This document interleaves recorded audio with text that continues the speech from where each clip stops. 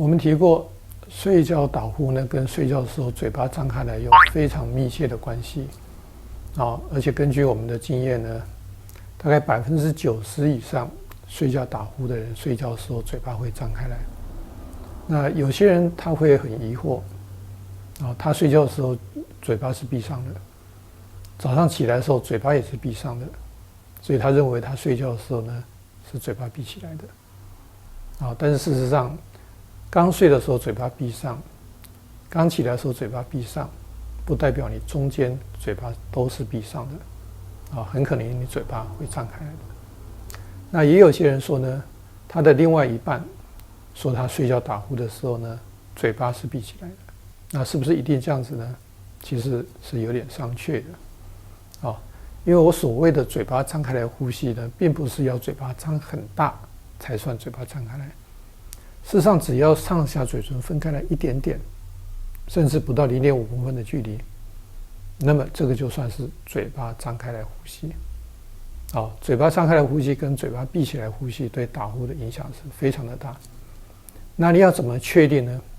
如果晚上睡觉的时候呢，你打呼的时候可以请你的另外一半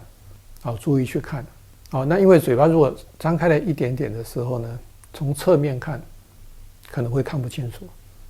所以那时候可能要请你另外一半到你的正面甚至用手电筒或灯光打开来，注意看你的嘴唇是不是完全闭合，还是有一点点的0.5公分的一个空隙只要有0.5公分的空隙呢，基本上你就算是嘴巴张开来呼吸那有没有另外的方法来确认呢？其实有，你可以在睡觉的时候呢，把你打呼的声音录起来，然后你白天醒的时候呢，你试着发出打呼的声音，然后去比较一下你的声音跟你录音的声音是哪一种是相合的，是你嘴巴张开来的时候发出的打呼的声音跟你录音睡觉的时候的录音的声音是一样，还是你嘴巴闭起来的时候模拟的打呼的声音跟你晚上睡觉的时候发出的打呼声音是一样那一般来讲，打呼的声音是发生在我们吸气的时候在吸气的时候，不是吐气的时候我现在可以试着模拟一下打呼的声音我想大家你也可以自己去模拟一下打呼的声音，然后跟你睡觉录的声音去比较，那你大概就知道你睡觉打呼的时候发出的打呼的声音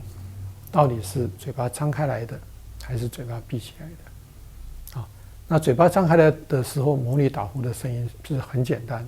我想绝大部分的人，即使你没有睡觉打呼，你也可以模拟这个声音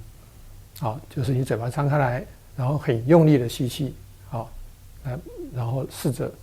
模拟发出打呼的声音像这样子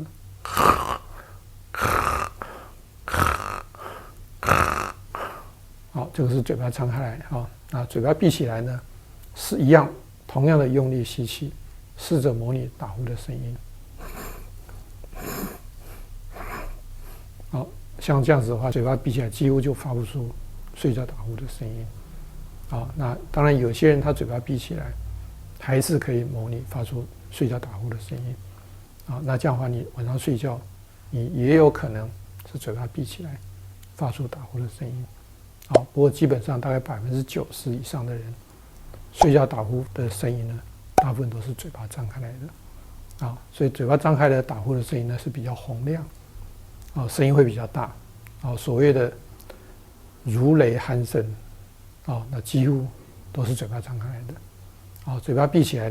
的声音呢，基本上是比较低沉、比较小的。好，今天就讲到这边。